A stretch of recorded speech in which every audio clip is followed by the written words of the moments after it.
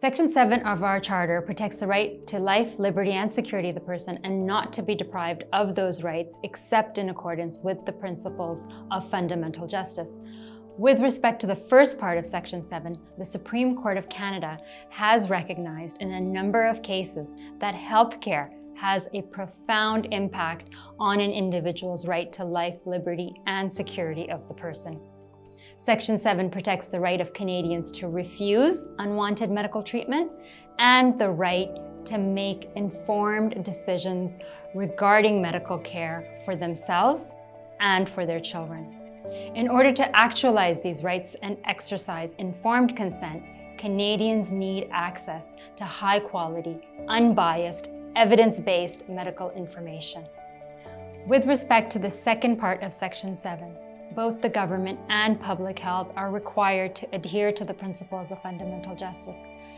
At the individual level, to provide an opportunity for patients to participate in discussions about their own care, and at the policy and regulatory level, by ensuring that decisions are publicly debated before they are implemented. In the COVID context, what we've seen are doctors who are speaking about the state of public health care with respect to our treatment options, as well as with respect to the impact of the healthcare policies and the COVID measures that are taken. What these doctors are facing as a result of doing that is silencing by their colleagues, repercussions from their college, and stigmatization from the public. This is a serious threat to their right to Section 2B under the Charter, which is the right of freedom of expression and speech. The Constitutional Rights Centre is concerned about the fact that in a healthcare crisis, the very voices that need to be heard, the doctors, the nurses, the frontline workers, are precisely the voices that are under threat and being silenced. Here to join me on this panel are three esteemed doctors who have bravely spoken about the reality on the ground of what they're experiencing, what they're seeing in their patient populations with the most vulnerable sectors, the same groups of people that COVID measures are allegedly intended to protect. Welcome to our show, and I'd like to have you begin by introducing yourselves. First, I'd like Dr. Lamba. Can you tell us a little bit about yourself, please? Sure. I'm a family physician. I work primarily in Brampton and Etobicoke. I do low-risk obstetrics as well as addiction medicine. I also am a long-term care physician, and I'm the executive director of a retirement home in Etobicoke, and I also have my own primary care practice in Brampton. And I've been working since 2014. Thank you. And Dr. Phillips, we're joined by you too. Can you please give us a little background about your...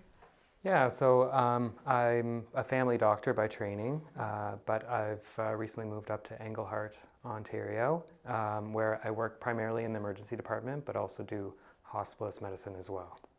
Okay, so Dr. Gill, please introduce yourself to us. So I'm a frontline physician practicing in Brampton and also out in Milton. My training is in pediatrics and in allergy clinical immunology. I'm also the president and the co-founder of a frontline doctors group known as Concerned Ontario Doctors, and I've represented the interests of Canadian Frontline Doctors and also Canadian patients through advocacy efforts at committee testimonies at the Senate of Canada, at the House of Commons, and also here locally at the Queen's Park. Excellent. So this panel is eminently qualified to speak about the issue of how COVID measures are impacting not just Canadians in general, but also the medical profession and the ability of professionals to be able to provide medical opinions on care and treatment. So I'd like you to start, Dr. Phillips, and tell us what was your initial reaction to the declaration of the COVID measures and the COVID pandemic? So I'd say that my reaction to the original declaration of a pandemic back in March and April was probably similar to most physicians, and especially most physicians in Ontario's north. We were seeing what was going on in Wuhan, and then we saw what happened in northern Italy and then New York, and seeing bodies piling up. And I have to admit, I was pretty scared. Like, we knew so little about this virus at that time, and so our response was to prepare for disaster. And so we shut down a lot of our healthcare system in Ontario. Cancer screenings went out the window. We switched over to telemedicine, where a lot of doctors haven't seen their patients in quite a while. Yeah, we basically prepared for disaster in the beginning. It wasn't until probably heading into the second wave, or maybe over the summer, that I started to look into things, because COVID didn't really start to spread up north until that point. And when I did, I was kind of shocked that a lot of the talking points of the mainstream narrative didn't really fit with the research, like especially around vitamin D or the seasonality of the virus. And as I saw the research was piling up, I started to ask some questions that way. But that didn't really lead me to want to speak out on its own. I just wanted to kind of learn more about the virus. But it was what happened in the fall that really started to make me ask questions. And that was when I started to see this wave of patients who missed their cancer screenings during the first lockdown coming into me for the first time, just with belly pain or things like that. And I lay hands on them, either feeling a lump or put an ultrasound on them, and just find many patients just riddled with stage 4 cancer. And it was at that point that I realized we're doing something wrong here. And just seeing the harm that was going on to these patients, that was what started to make me wake up and realize that I need to kind of speak out and at least balance the narrative with some of the harms that are happening from these lockdowns. During the second wave, and I can concur with what was already said when the pandemic started. I mean, all of us were very scared. We were very concerned. We were following public health guidelines with regards to, avoiding patient contact unless absolutely necessary. We were trying our best to manage our practices as best we could. But somewhere along the way, I was speaking to a colleague who works at a local hospital, and I was asking him, because the hospitals would send us these forms that if there's a huge wave of patients that are sick or a staff that's sick, are you able to help us in different areas of the hospital? So we had received this and filled it out, and I was trying to figure out what can I help with, emergency, pediatrics, adult medicine. And we never got called. And I called a colleague who works at the hospital, and I said, so what's going on at the hospital? Are the beds full? Are we close to, being called in? And he goes, half the beds are empty, right? So at the time we started talking about this, we were talking about what is protecting the population. So in particular, I was thinking about Brampton, where I practice, where we have a huge minority population. About 73 to 75% are minorities, visible minorities. And we started theorizing, maybe it's because people are coming from elsewhere, maybe they have been vaccinated before. For example, maybe tuberculosis is often people get vaccinated for tuberculosis in other countries, so maybe that's protecting people. We didn't know. We kept trying to figure out, why are the numbers not rising as high as we expected, right? Compared to other countries like Italy and New York and so on and so forth. And so we knew that there were deaths, absolutely. People were passing from COVID.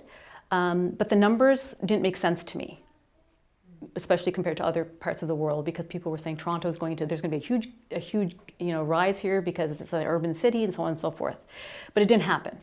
And so then after the summer, then again, there was information about seasonality of the virus, vitamin D deficiency in a lot of people that were in ICUs and passing away.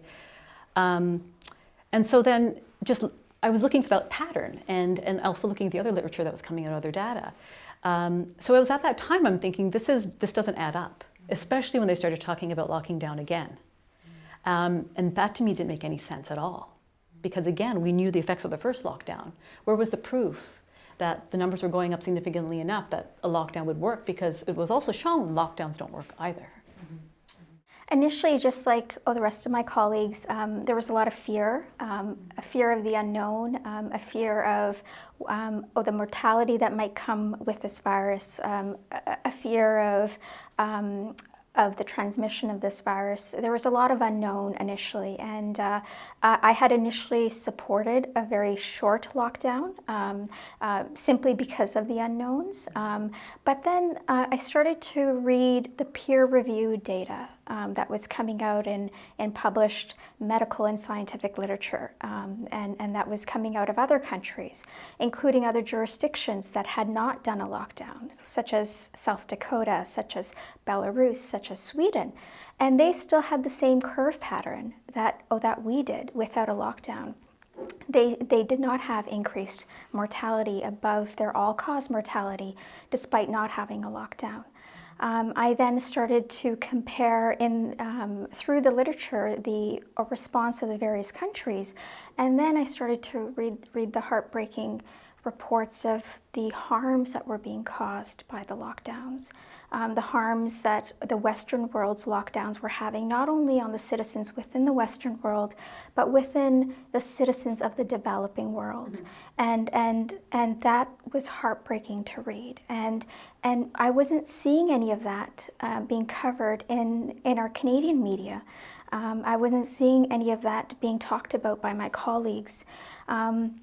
I was originally born in India, and I immigrated as a baby with my family to Canada for better opportunities.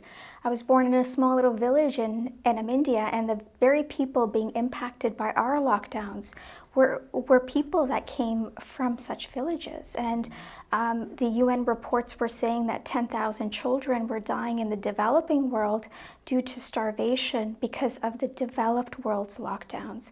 The UN reports were saying that 150 million people will succumb to poverty and death, and decades of advancement to pull people out of poverty were all being undone because of the developed world's lockdowns, because of our lockdowns, cutting off supply chains.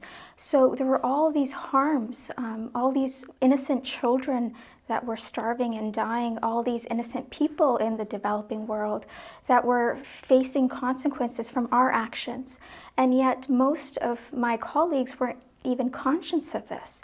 And then more data started coming out about the impacts and the harms that were happening locally within Ontario, and then also nationally, where we were seeing a significant rise in suicides. We were seeing a significant rise in addiction overdose deaths. We had oncologists warning of a tsunami of cancers coming over the next decade because most people were missing their cancer screenings. There were warnings of increased deaths of TB happening due to lack of immunizations.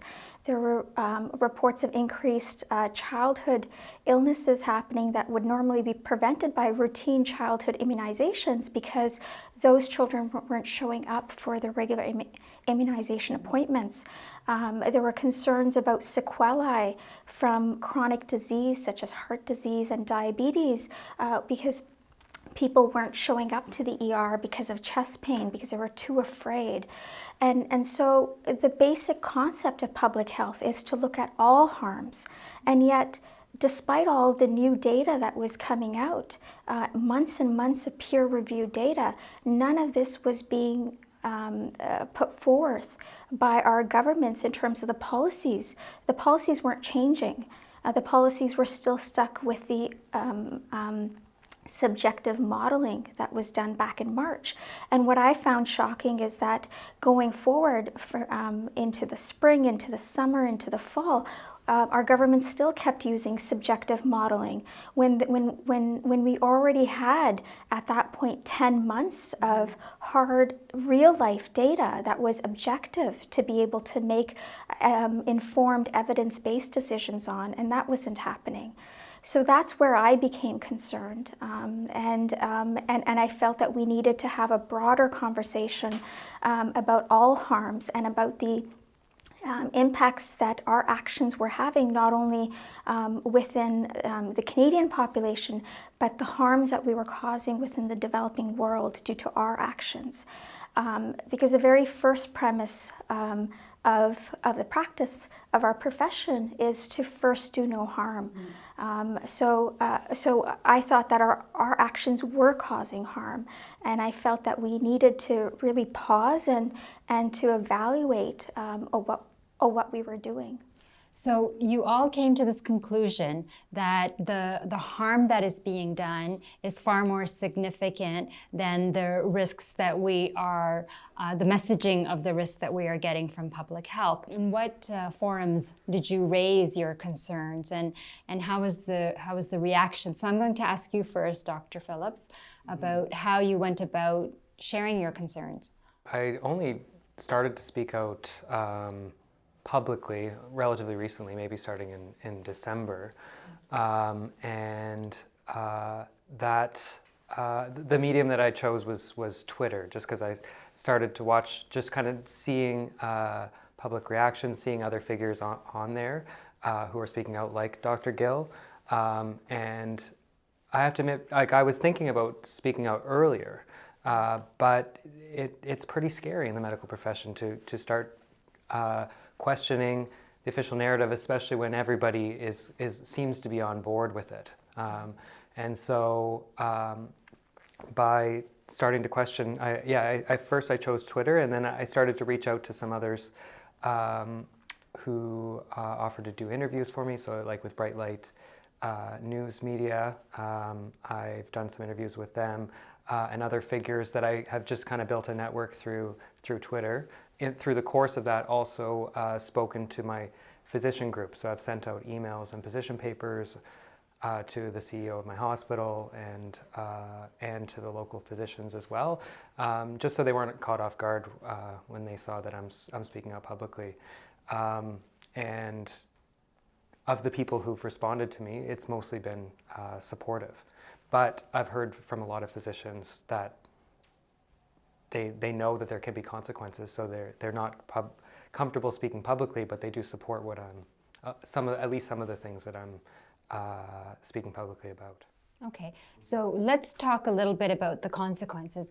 First of all, how are physicians coming to this conclusion that there is a consequence for expressing a thought related to their expertise and their profession?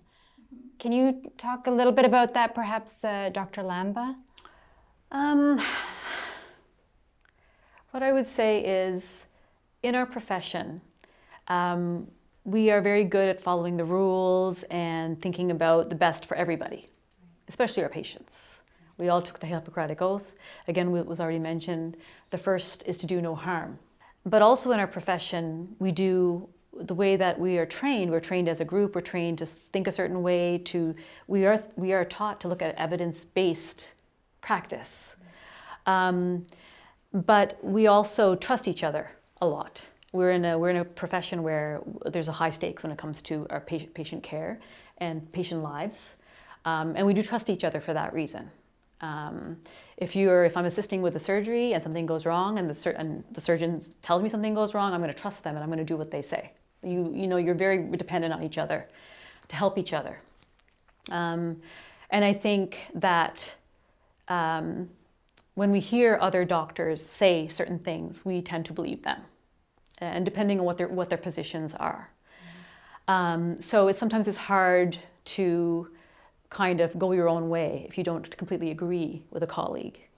And yeah, there can be consequences for not going with the narrative, so to speak. We work for, even though we are independently licensed, we do work for companies, we work for hospitals, we are associated with many different organizations that can potentially affect how we work.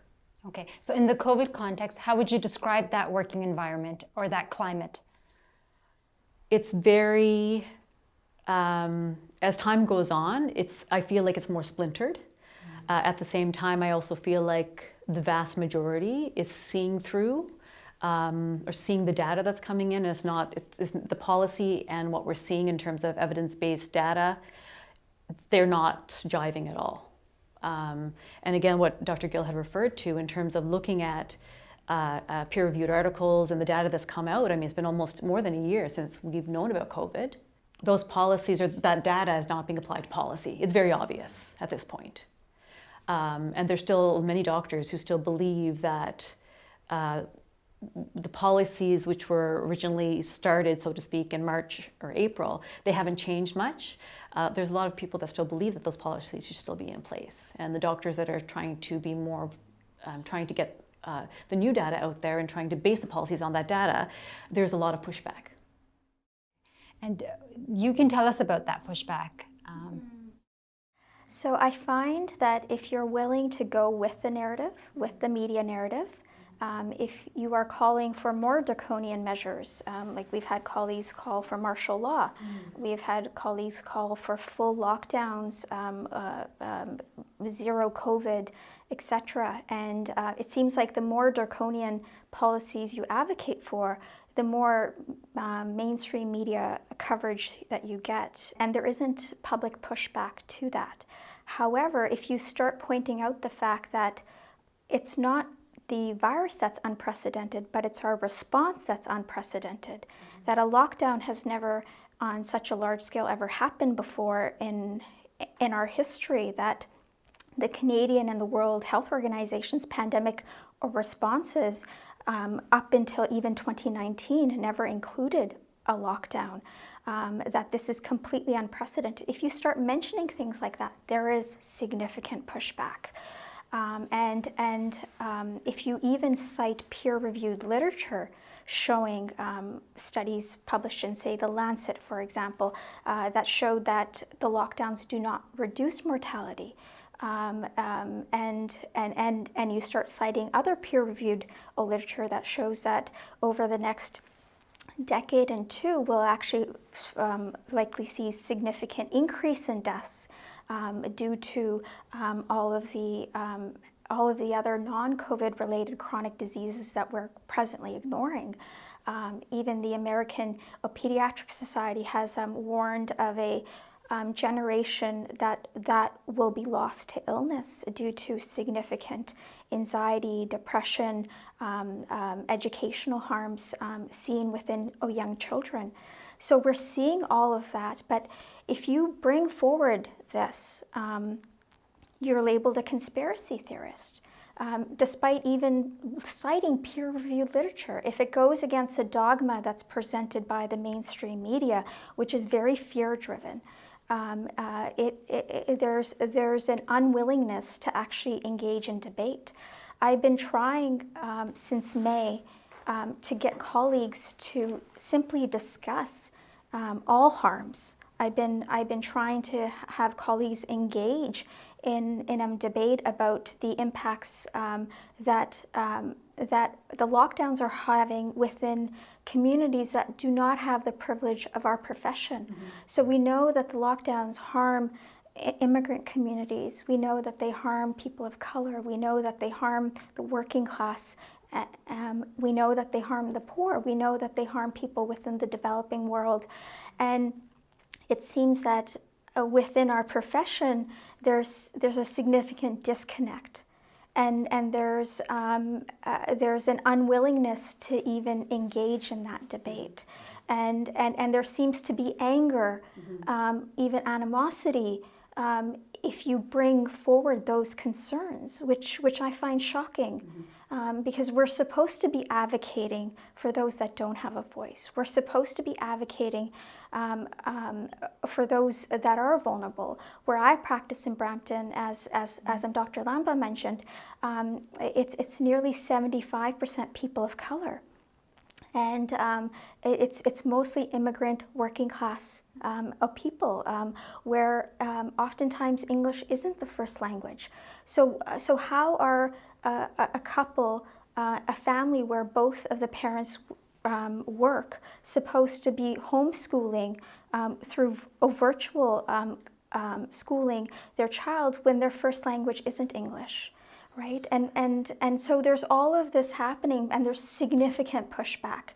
if you go against the dogma of the lockdowns, you're labeled as not only being a conspiracy theorist, but as being dangerous, as wanting people to die, which is the complete opposite of what you're actually advocating for.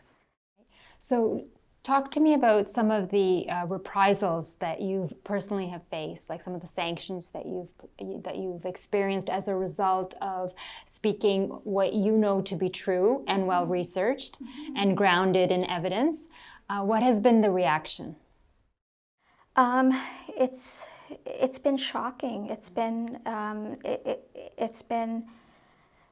tremendous, unlike anything that I've ever experienced before. So in April, I read a peer-reviewed publication by Dr. Harvey Risch, who's a Yale professor of epidemiology and in public health, where he had reviewed the data on early outpatient treatment of an HCQ treatment for high-risk patients. And after reading that publication, I then started to read additional publications, and I found, which I was ignorant to before, is that many countries many governments had already adopted early outpatient treatment for the high-risk patients, and many of these countries actually had lower mortality rates compared to Canada. And so as I started to share more of these peer-reviewed publications and started to read the data, what I didn't understand is why we weren't simply having an open debate about this, because patients that could potentially benefit from this treatment were being denied that choice. And so when I started to advocate for us to be able to have this debate, there was tremendous pushback. I was called an anti-vaxxer, I was called a conspiracy theorist, I was called a dangerous person by fellow colleagues, by people that were hyper-partisan. They had politicized these issues. So a lot of medicine and science during this pandemic has become politicized, where people have taken certain positions not based on the peer-reviewed literature, but based on what they think aligns with their political party. So I see the two of you shaking your head in agreement. So what would you say in your own personal experience? Well, it was amazing because we're just talking about literally just having a discussion. We're not saying we're right or you're wrong, or that's not what we're saying at all. Well, we just want to have a discussion about potentially what is the best way to go with regards to, as Dr. Gill had mentioned, treatment, or with regards to the lockdown, anything. And it was amazing because as soon as you might have mentioned maybe there are early outpatient treatments that might be useful, you were labeled as like, oh, you support Trump. Wow. And I couldn't get over that. I'm like, what does this have to do with Trump? Right. It was so hyperpolarized. It was unbelievable. I can speak to that even from the other side, because like in the very beginning we had almost no COVID cases despite being locked down in Northern Ontario, and the evidence was developing so rapidly that I just kind of eventually tuned it out, and I figured, okay, I'm going to look into this when the second wave comes, and so I'll be up to date on the literature. So I can attest, like I got most of my information around these things from the media, and I remember hearing about Trump recommending hydroxychloroquine and how that was so dangerous and it was killing people, and some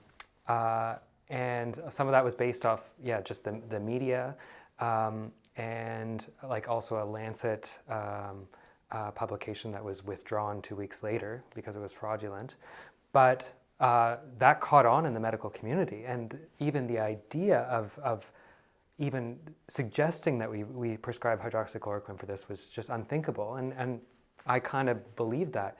And I have to say, I was shocked when I looked at the actual data of like meta-analysis of study after study showing that it's effective as an early outpatient treatment. And that was one of those things, another thing that just kind of threw me back, being like, what's going on here? Because I have to say, I bought into that, and and any medical colleagues that I talked to, the same thing happened, where we got a lot of our information from the media. We're human beings like everybody else, and unless you're going to really delve into a topic, we kind of absorb a lot of our medical knowledge from colleagues, or and it has been I'd say, tainted and influenced by media. Did you ever feel that you had to stop talking about it, or did you feel even more compelled to talk about this after you did your own independent research?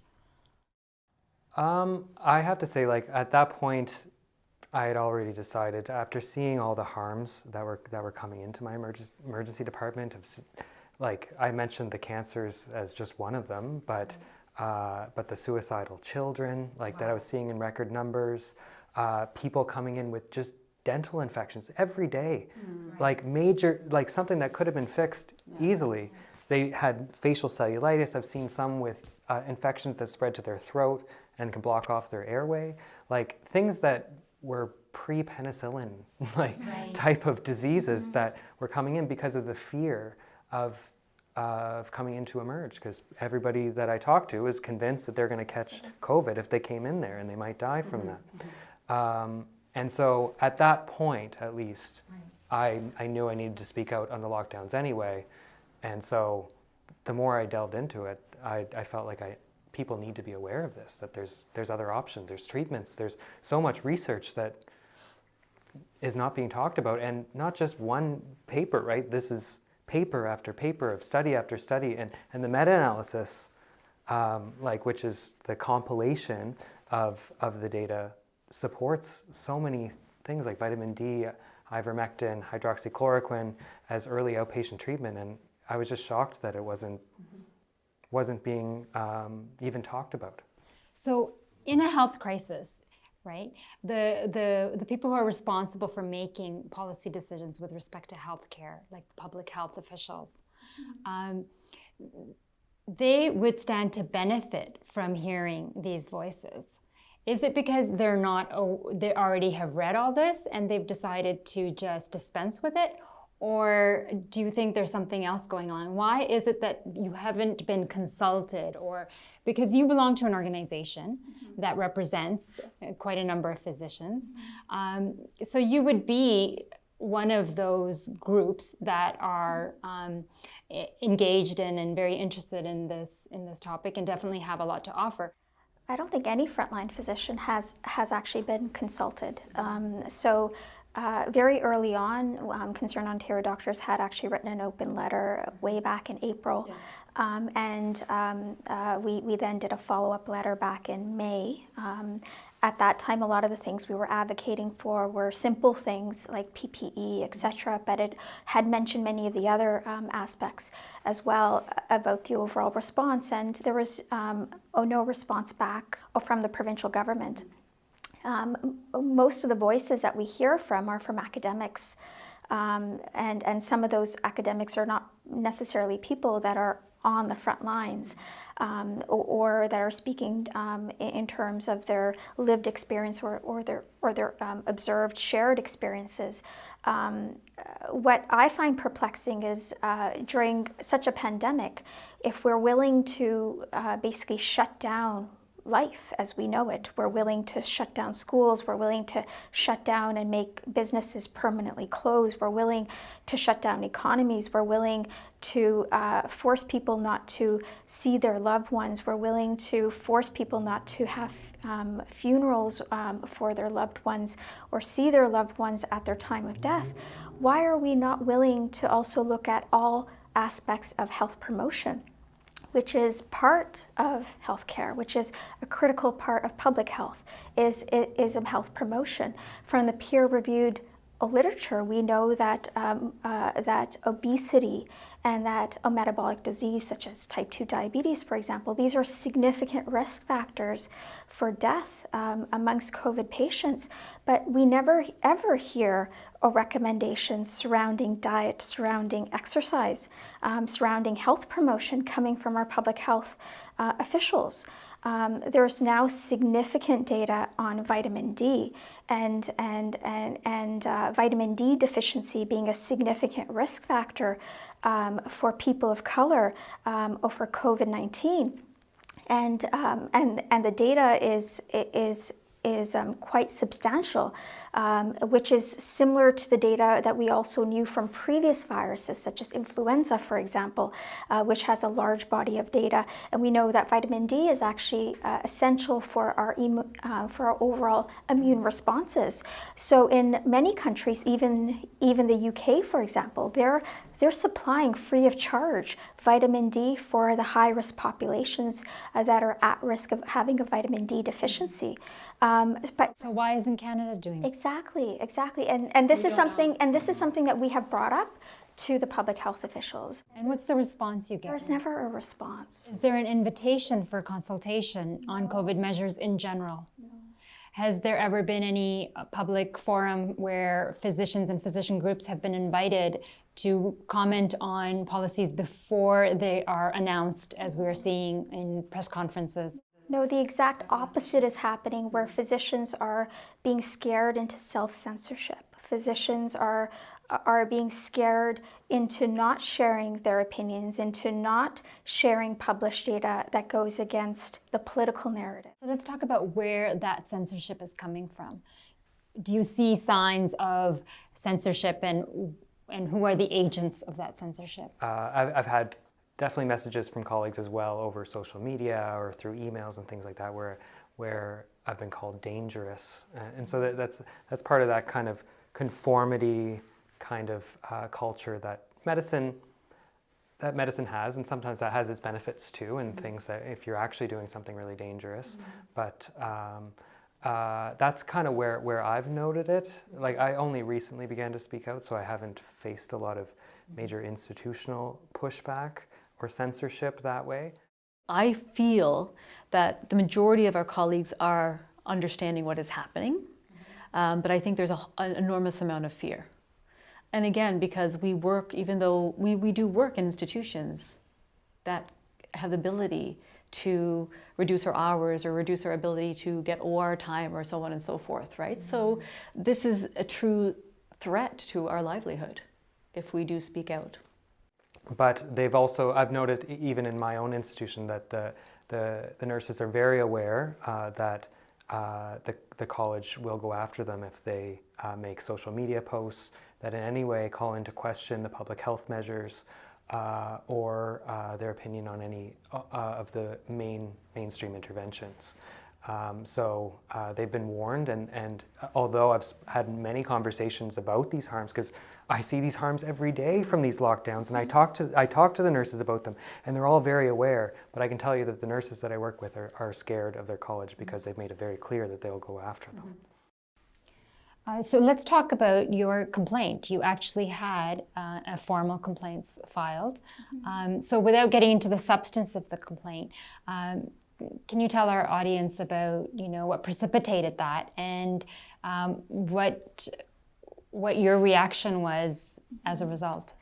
So in early August, the federal chief public health officer, Dr. Tam, had indicated during a press conference that we will likely have these lockdowns, these social distancing, masking measures in place well after we even have a vaccine, perhaps for another 1 to 3 years. And so I had tweeted out that it's that we don't need to wait for a vaccine, right? And then there was this entire cancel culture mob that for over a week ran a dehumanizing campaign against me to make me seem like I was some sort of monster that was dangerous to society for my opposition to these harmful lockdowns, for my call to having public debates about early outpatient treatment, for my advocacy against the actual lockdowns, for my call to actually talk about the published data. So when I say truth, I mean we know now that the risk of death varies greatly depending upon age and depending upon overall risk factors, which we didn't know early on. right? But we know that if you're under 70, your chance of survival from the virus is approximately 99.95%. If you're over 70, it's approximately 95%. So for a child, the risk of influenza is actually greater than the risk of SARS-CoV-2, which is the virus that actually causes COVID-19. So these are discussions we're not having. So we're not rationalizing the overall risk. We're not contextualizing the overall risk. We're not looking at the relative risks compared to the harms and the risks of the actions of the lockdowns and the overall sequelae of that. And so there was this monstrous campaign. It was orchestrated, it was organized through certain actors online, and it involved members of the academic profession and also some members of the media, and who are very pro-lockdown. And they ran a campaign to get people to launch complaints against me. And in all my years of practice, I have never had a patient complaint, ever. And these were not patient complaints? These were not patient complaints. These were patient, there was complaints by whom? These were mostly hyper-partisan people who had no idea of the research of what I was actually talking about, and were just going along with the mob mentality of me being dangerous, a conspiracy theorist. How dare I challenge the dogma, right? And it was tormenting, absolutely tormenting. I got abusive messages to my clinic. My staff were harassed.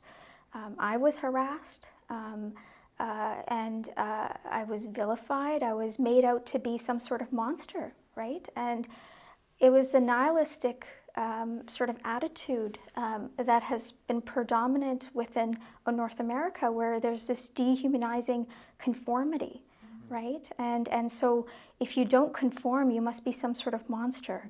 And there's a lot of ignorance behind that, right? So rather than engaging in debate, rather than actually challenging what I was saying, countering it with facts, engaging in a professional, respectful debate, they just attacked me as a person, and it was extremely dehumanizing. But I kept speaking out, and I'm still speaking out because this is much greater than me. The whole reason I'm speaking out is because I know people within the communities I practice are being harmed. Fellow Canadians are being harmed. People where I was born are being harmed. People around the world are being harmed, that are marginalized, that don't have a voice, that don't have a platform. And that's something I'm privileged right now to have. And so my voice isn't just my voice right now. My voice is a voice for millions. And I'm willing to put myself in harm's way in terms of the public backlash, because I know deep down in my heart that I'm doing this for all the right reasons. 5 years from now, I'll be able to look myself in the mirror and know that I did everything to try to prevent further harm to society, and know that I was on the right side of history. And that's what our profession teaches us. A core element of being actually being a physician is patient advocacy, is advocacy for the community, advocacy for the general population. And if I can't be a voice for them, well, then who is going to be a voice for them? They have no voice. There is a vacuum right now in public health with respect to these voices. It's like they were just glossed over as if they don't exist, right? So I wanted to talk about why is it that we're not having all the physicians coming out and talking about this, because this is so compelling. The evidence is so compelling. The research is so well documented. So why aren't we petitioning as physicians and physician groups? Why aren't we petitioning our governments to do an about turn, or to at least have a public open debate about such important issues in the health crisis? So I think as Dr. Gill brought up, I think there's something going on in group psychology in our society right now, and I forget who coined the term, but it's been called a moral panic. Okay. And in a moral panic, something is seen as unthinkable, an unthinkable thing. So a COVID death or a case of COVID in our psychology as a society is seen as an unthinkable thing that could never be justified. And the other side of that coin as well means that everything is justified to bring down COVID numbers. And so under this quasi-compassion for people who might catch COVID, we throw out any evidence of our minds, because it's so unthinkable for somebody to ever catch this disease now. We throw under the bus everybody who's being harmed, because it's considered immoral to even think of the harms that could come from trying to save lives from COVID. So in people's minds, it's all about saving lives, right? But only COVID lives.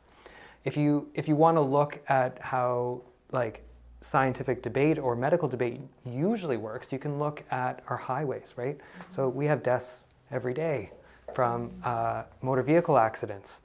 And yeah, all doctors would want to reduce those numbers of deaths, but we would also weigh the other side of that, of people being able to work and go to school and all of those things, and people are able to kind of weigh those risks, because we're not in a moral panic over motor vehicle collisions, right? That's not seen as an unthinkable thing. It's seen as an accepted risk.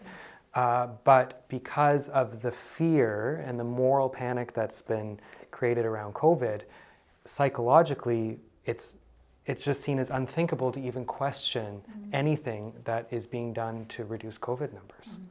Okay, so you're talking about the psychological fear as well as the college sort of environment that's being created by attacking people who are in leadership roles, such as Dr. Gill. What about you referred to a term called COVID zero. Can you tell us about that a little bit more?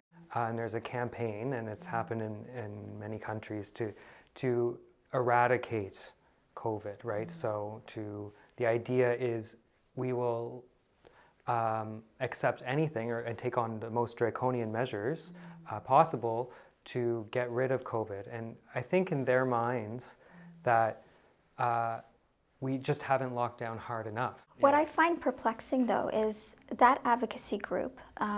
So when you look at the peer-reviewed literature, when you look at the data from other countries, for example, Peru had very draconian lockdown measures. They had one of the hardest lockdowns globally that was military enforced, and they now have one of the highest deaths per capita from COVID-19. So when you look at the data, having a harder lockdown doesn't save lives, and yet the colleges don't consider the COVID zero groups to be dangerous, right? So even though they are also going against present public health measures, right? The present public health measures are not advocating for COVID zero, but this advocacy group that is calling for, some of them within that group, as I mentioned, are even calling for martial law, all these other draconian measures, which we know from experiences of other countries actually lead to more deaths. But the colleges don't consider that to be dangerous. And the other thing is that I just don't understand is just all you have to do is just look at the raw numbers. All you have to do is look at the years before COVID and look at all-cause mortality. So what all-cause mortality is, how many people have died in the country, total, right? So statistically, look at last year versus after COVID. Is there a difference? Because also remember, the categorization of deaths, we're not too sure what's going on there either. I mean, I work in long-term care, I work in retirement, I fill out many forms. Remember, pretty much everybody's being swallowed for COVID in any institution, whether it be hospital, long-term care, retirement. And sometimes COVID-19 is going on there because they're positive for COVID or they had symptoms, but that might not have been the reason why they died. But how is the government counting these cases? We have no idea. So what we have to do is look at all-cause mortality and look at that number, because we actually don't know if they're being categorized correctly. Right? So that's one thing that, that I've been, trying to get out there, that just look at the numbers, just look at the total number. That's all you have to look at, right? And again, anytime there's a medical intervention, you have to weigh the benefit versus the effects of it, right? And I think all of us sitting on this panel, and again, the silent majority, I believe that it's growing day by day.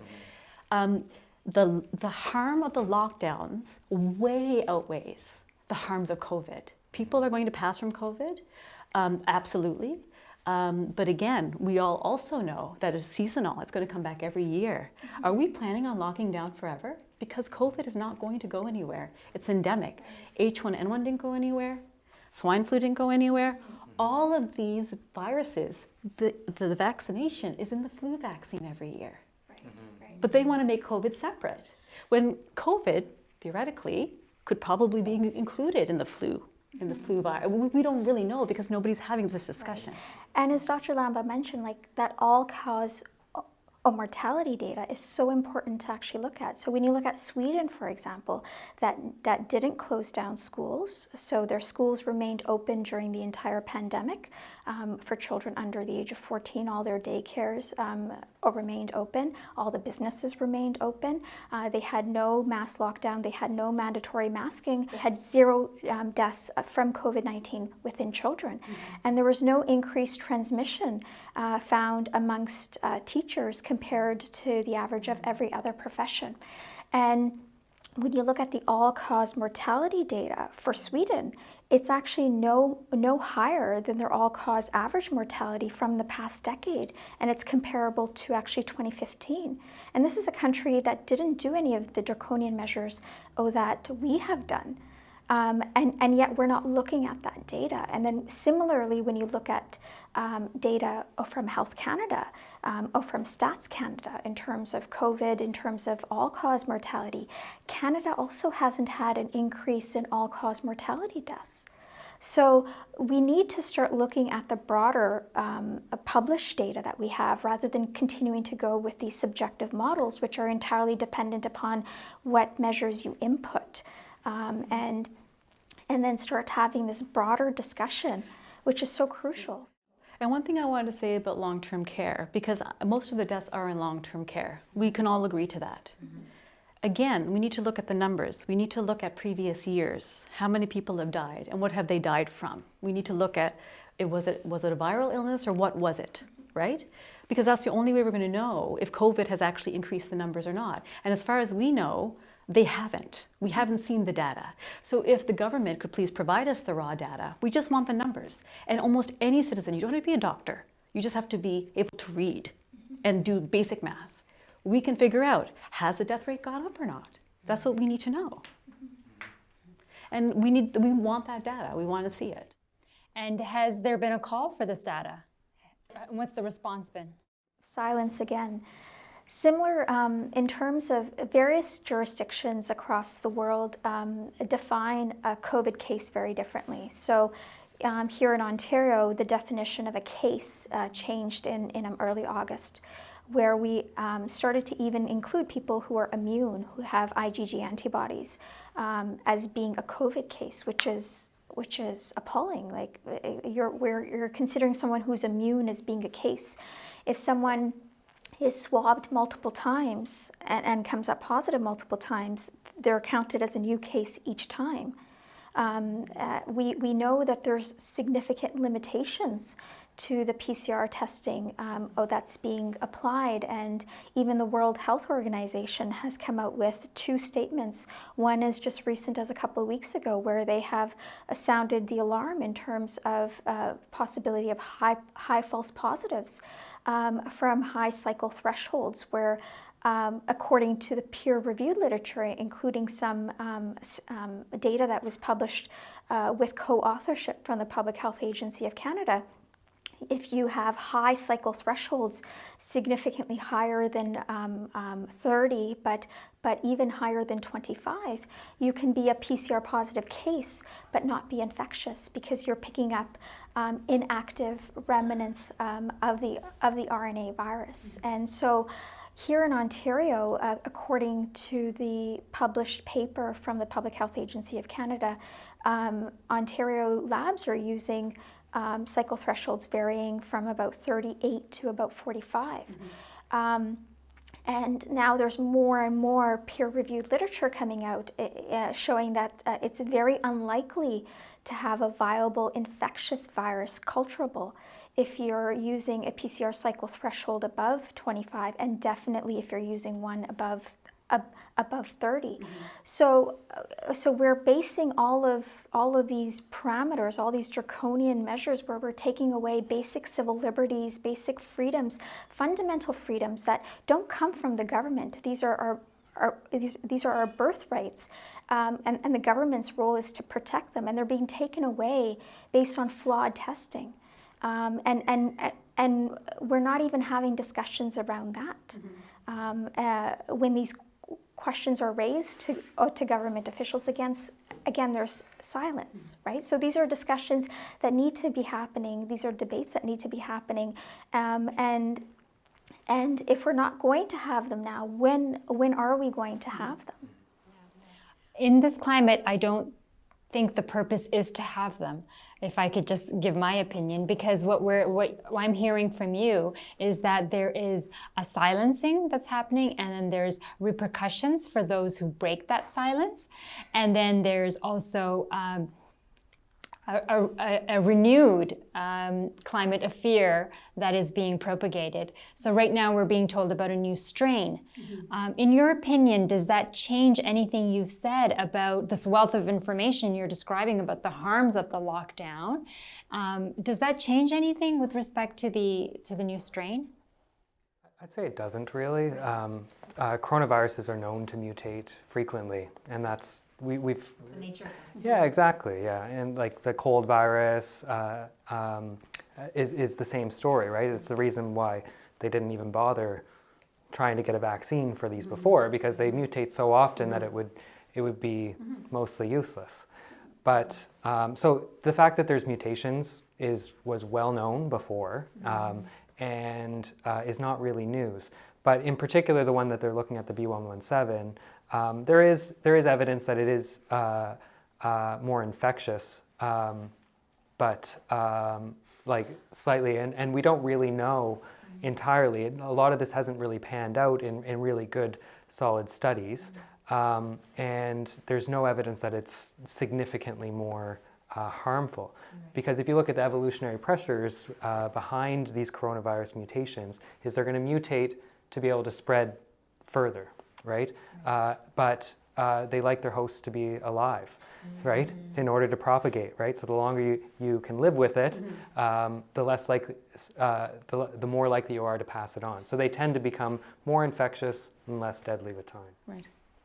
So until we see the data showing that it's more deadly, which we doubt is going to happen, then there should be no panic. But again, look at the narrative. The media, those players that you've been seeing the whole time, they're the ones that keep propagating the fear. Right. And people need to start looking at the facts. When you look at the data in many jurisdictions around the world, you may have had an increase in cases, but you're not seeing a correlated increase in deaths. And what Dr. Gupta, who's a prominent epidemiologist from the University of Oxford, had said is what is likely to happen with this virus is that it's likely to become endemic. So it's not likely to go away, but it's likely to just become endemic, where it becomes just like every other a virus that we just learned to live with. And so the possibility of a zero COVID isn't supported by the data, and such a goal would just lead to destruction of our democratic society, immense harms to the most vulnerable, with the inability to actually get to the goal that they're advocating for. And so we really need to comprehend the life cycle of viruses and to learn to live with COVID-19, because in some jurisdictions around the world, it has already become endemic according to the data, right? And so we also need to realize that there's more to our immune system than just antibodies.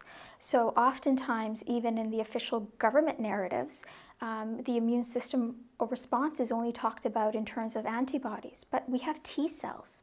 And T cells are known to play a very prominent role in terms of the body's ability to fight off not just the SARS-CoV-2 virus, but many other viruses as well. In the peer-reviewed literature, T cells have actually been referred to as the warriors fighting against SARS-CoV-2. And in one peer-reviewed paper, it was argued that potentially by closing schools, by preventing the transmission of the common cold virus amongst children, that may have actually led to more SARS-CoV-2 deaths amongst the vulnerable, because there's a potential that that prevented the cross-protective immunity seen from the common cold virus against SARS-CoV-2.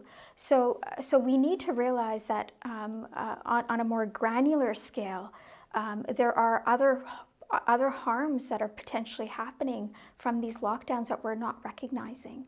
And so we need to really have a very broad overview of our actions and actually dissect each government intervention from the total harms and the total benefits, as opposed to just going with this media fear narrative. Mm-hmm. Right now, everything's being driven by fear, mm-hmm. and when we're reacting to fear, we're not rational. Mm-hmm. And so rather than being reactive, we need to start to becoming proactive, mm-hmm. And start to actually assess the published peer-reviewed literature, the actual data that we now have over the past year, as opposed to these modeling figures. The models just need to be thrown out the window. And so for the public that's listening to us talk about peer-reviewed articles, it might seem overwhelming, but really at the end of the day, like I'd mentioned before, we just need the all-cause mortality from pre-COVID and now.